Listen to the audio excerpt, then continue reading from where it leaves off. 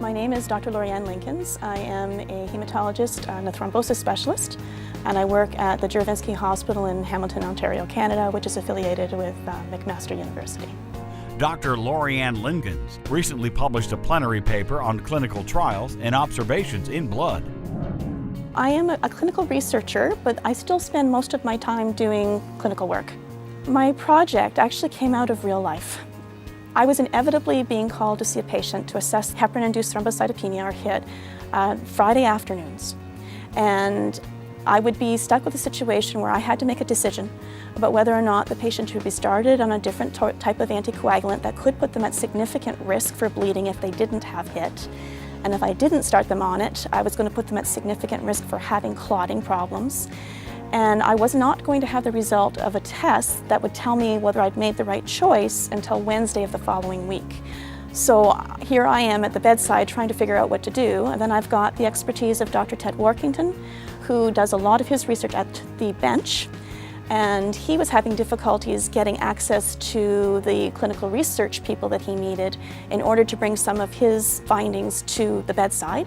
So we kind of got together, and he offered me the opportunity to participate in this study when he heard about this particular assay. So I was thrilled about the idea that we might actually find an assay that we could order on a Friday afternoon, that it could at least give me a preliminary idea of what I should do with that patient. Dr. Workington had become interested in the PAGIA assay. I believe that he'd had some interaction perhaps with the company about, look at this great assay, we can do it quickly, we can do it easily. He had tried to get funding through our own public funding agencies for a study looking at this particular assay. And then when Dr. Lee and myself became involved, we thought, well, let's give it another try, and we got funded. Just to give you just a very brief background to it, the 4T score is a clinical prediction rule that was developed predominantly by Dr. Workington, Dr. Greneker, and a number of other people. And it was designed to help clinicians decide which patients should be tested further for HIT and which patients should be treated for HIT long before you actually get a blood test result back.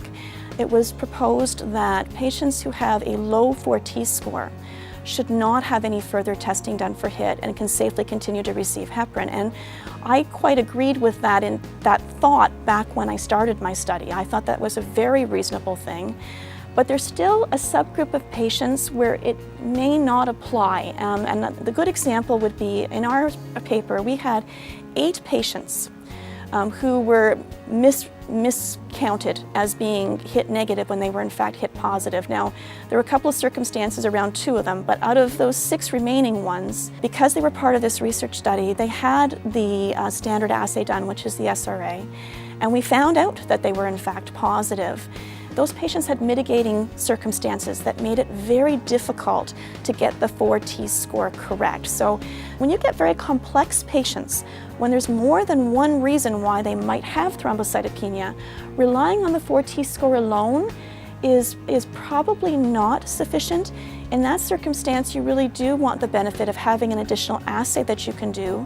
And the PAGIA assay, it certainly was available at a lot of different centers. A blood banking lab can actually do this particular assay in about 15 minutes. We combine them together and we try to manage these patients in real time.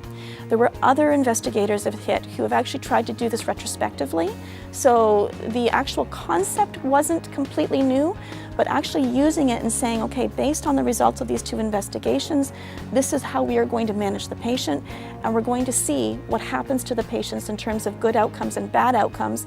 I think that part of it was a little bit more novel. This is a study that came out of clinical need. And I think that the combination of collaborating between bench researchers and bedside researchers is so key, it's so important. And I think that if I was going to suggest to other researchers that are coming along, you want to look for an opportunity like that, because you want to be able to take your project and at the end of the day say, this is something that can actually be applied to real practice and to the patients that I'm looking after on a daily basis.